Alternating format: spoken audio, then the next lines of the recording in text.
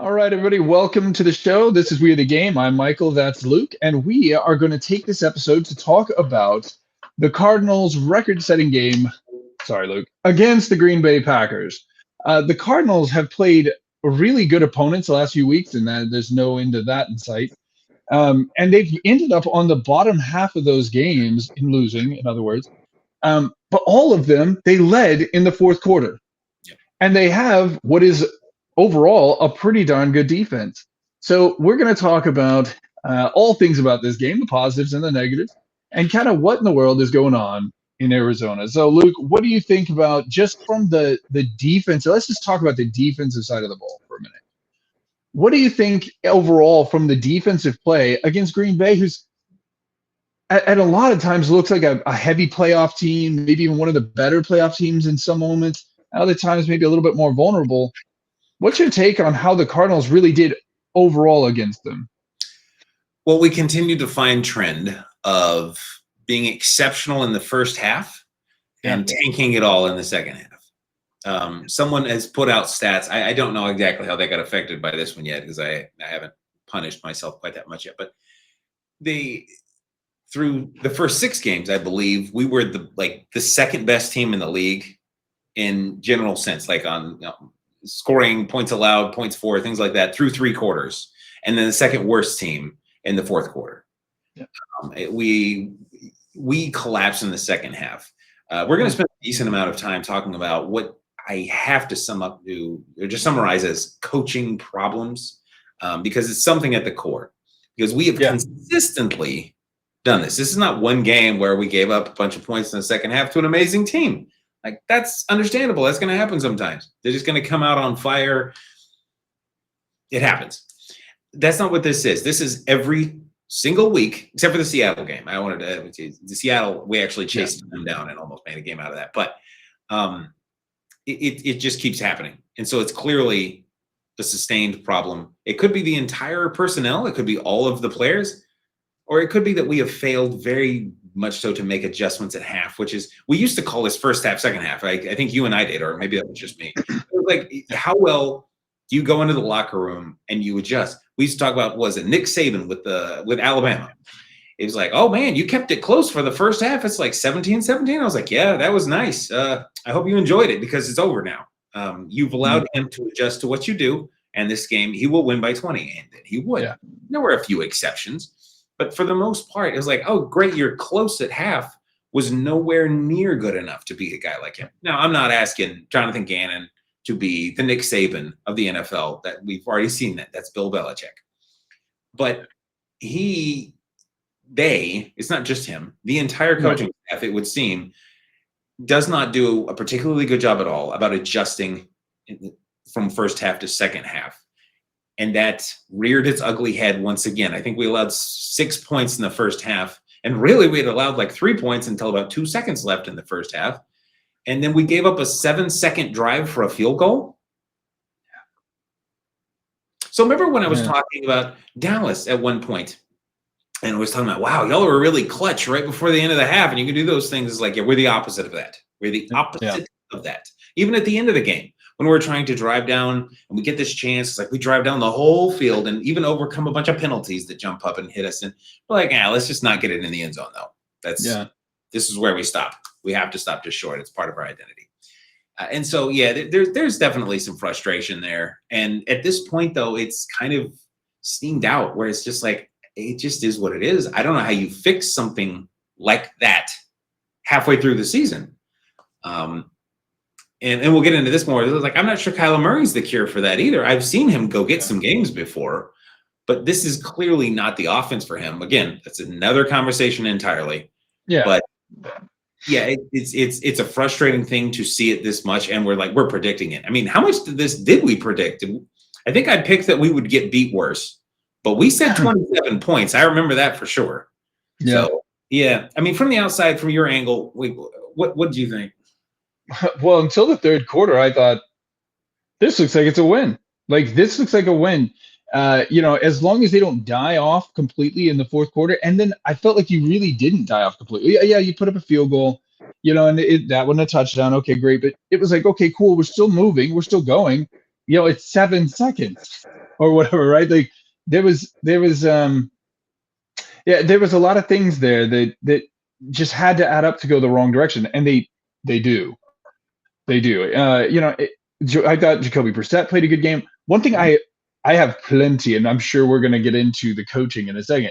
The one thing I can appreciate, and I've said it, I think the last couple of weeks, is Arizona stays committed to having some form of a running game without they're starting 2 running backs or 3 running backs, whatever it is up to now.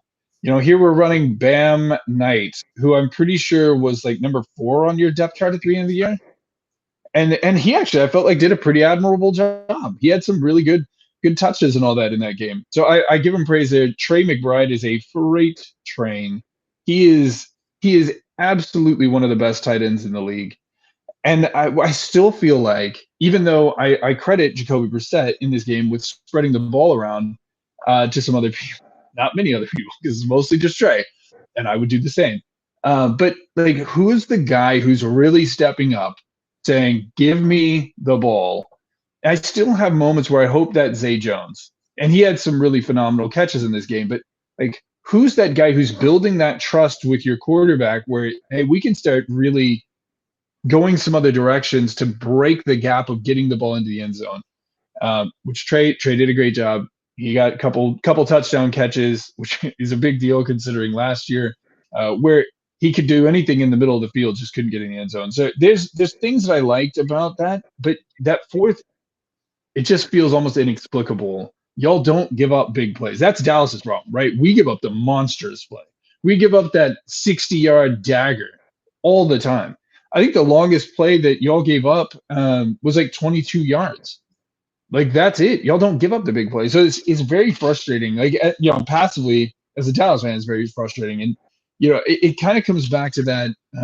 What is the curse going on with the Cardinals? Because we were talking about the same thing last year. Is like, what is it that happens in the second half of games that all of a sudden we've said, well, maybe it's them taking the foot off the gas. Maybe it's this. Maybe they're being too careful. What do you think is going on from that side? And I guess similarly, the other big part of the story that I think played into this, the reason y'all didn't score 30 points, is 6 sacks on Jacoby Brissett. With your offensive line intact for the most part. I mean, I know you Will Wright is probably not quite 100%, or spinning back up or whatever. But like, what do you think is going on there? How do you see those things? So a combination. First of all, I think that they're just generally not schemed up as well, the front 5. Yeah. But also, a lot of this was Jonah Williams, who's an okay right tackle. He's not. This is not Lane Johnson, right? Like, he's not amazing, but he's okay. But you're having him go one-on-one with Micah Parsons on plays where Micah knows, like, he knows this is a passing play because we have no choice. It's 3rd and 14 or something like that. Yeah. And there's just like, no, he's just going to one-on-one, no chip, no nothing. Yeah. And you're like, well, why don't they move the right guard over to help double him? As they would, but Green Bay would set up to have their second pass rusher kind of force the right guard to take care of him rather than help with Micah Parsons, which is common sense. And so he was just teeing off. And that was frustrating. It's not just that it was happening. My frustration is not solely centered on Jonah Williams, who, again, is an okay right tackle. You're asking him to take on maybe the best pass rusher in the NFL. Certainly top 5, all but certainly top 3. And so and especially when you're just grading them as a pass rusher, not trying to evaluate their whole game. So it was wild to watch that happen over and over again. You would just see it as like, it's one-on-one. This better be a quick play. And it wasn't. And then he'd get sacked. And if you're going to do that one-on-one and it's a screen pass or it's a little Trey McBride 6-yard over the middle kind of thing, I was like, okay. That wasn't what they were doing. They were trying to have long developing plays down the field. It was very frustrating, and it felt like a schematic problem. It felt like how are you not seeing this problem? And so I mean, for the people out there who are saying, they just ought to move off of Jonah Williams, it's like, that's fine. I heard some people suggesting, we should definitely go to Kelvin Beachum, and I'm like, you want to put 37-year-old mediocre at best Kelvin Beachum against Micah Parsons, and you think it's going to go better? It's going to go better. Yeah.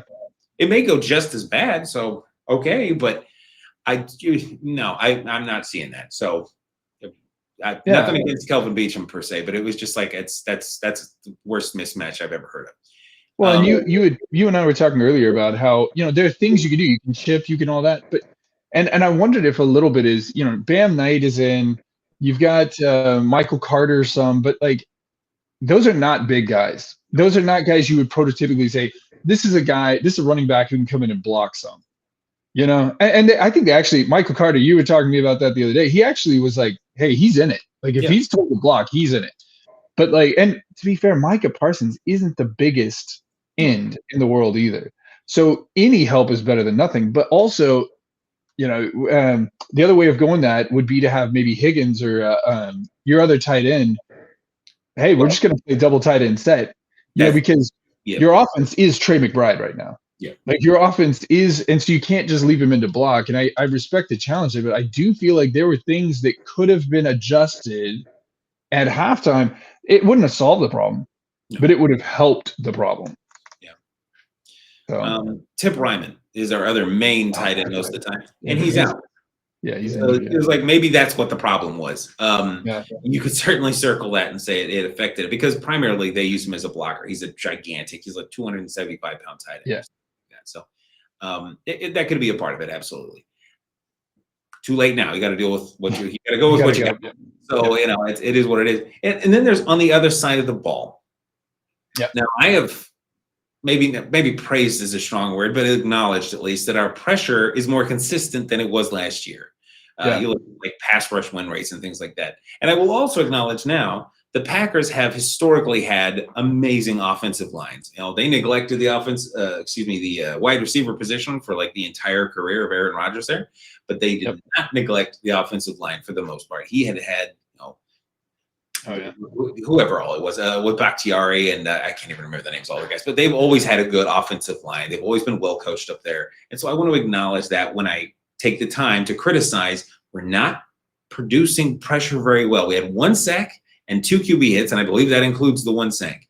So we're not affecting Jordan Love at all. And I'm one of those weird people that I don't really think Jordan Love is special. I think he's good, but I think he's a flat-footed pocket passer, and if you bring him out of that, I really don't think he's going to be all that successful. He may grow throughout his career to change my opinion on him completely, but at this point in time, he needs the clean pocket, and he has a clean pocket.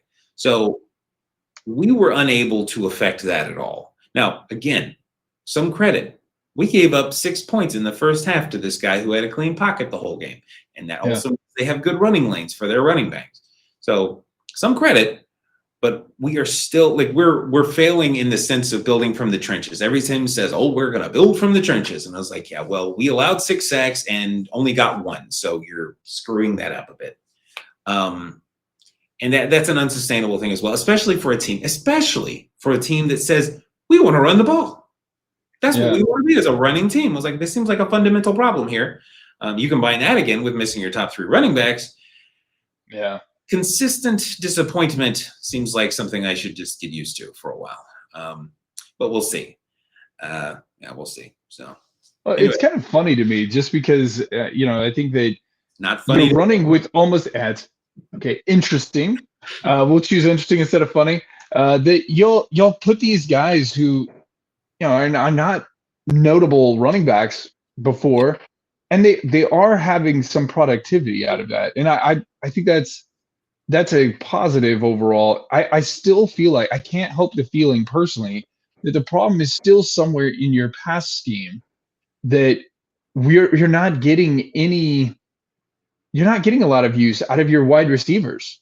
Like even in a game where I think your passing game was successful, you weren't getting it out of your wide receivers. You're still getting it out of one of the top 3 wide or tight ends in the game, maybe better than that. So I think that's the thing I would love to see y'all fix. If we were talking about Dallas's big problem is their defense has been horrible. And like, okay, what's the big adjustment? Like, hey, they're going to make some big change. Y'all coming up have your bye. That's a lot of time to prep for the game, ironically, against Dallas. Yeah. And like, okay, here's what we're going to do different. Here's how we're going to have a passing game against one of the worst pass defenses in the game. Now, granted, we should be healthier by then. Diggs can't possibly still be in concussion protocol by then, but still, who knows what will happen between now and then. But like, you know what I mean? Does that make sense? Like, is there a hey, this guy's injured and he's planning on coming back, or hey, this is what I'd hope for them to be focused on and trying to address? What are those things that you're kind of hoping to see out of the Cardinals as they have this extra week coming back, and then maybe on the quarterback part of that as well?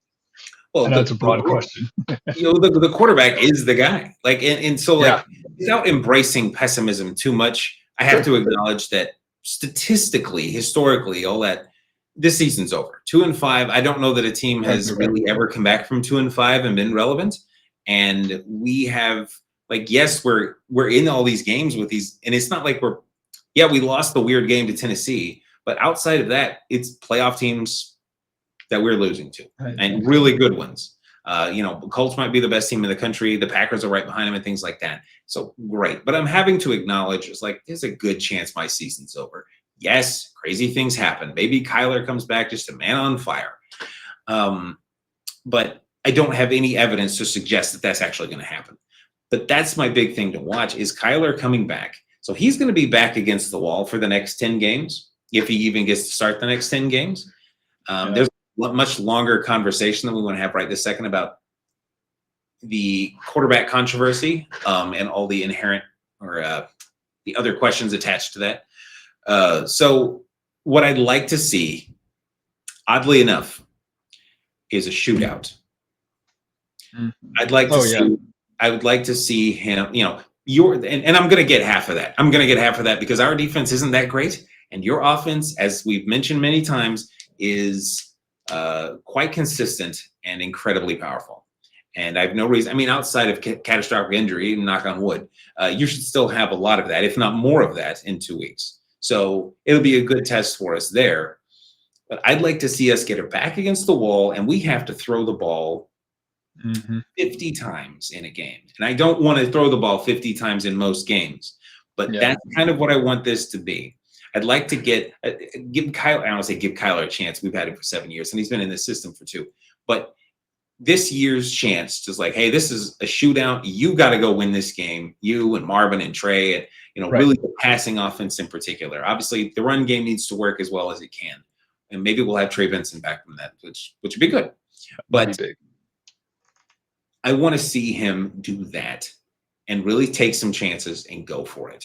It's about time that we see that, because right now there's this big screaming Kyler controversy stuff going on, and just let's just sort it out once and for all. There'll be 9 games after that one, but that's kind of what I want to see, and that's a weird way of answering that question, I guess. But win, lose, or draw, I want to see kind of a shootout where we get forced to be aggressive on offense for 4 quarters. No, I think that makes total sense. I think that makes total sense. It's the most obvious person to come back from injury. That would be the biggest thing. Trey Benson would be good to see again. He had some real moments, and Dallas is susceptible to some runs often. So, here's to just seeing them have a good week off as they have lots of time to prep for that game. Hopefully they can do that. We'll see what turns out in that game for sure. But let's wrap it up there. Put this one behind us and move on towards whatever is in the future there. Thanks everybody for joining. Really appreciate your time. We are still working our way towards 100 subscribers. So if you wouldn't mind giving us a like or subscribe, or hey, you're crazy, the Cardinals are the best team in the NFL. We're all willing to entertain that anytime you've got it. So with that being said, have a great day and a great week. Thanks.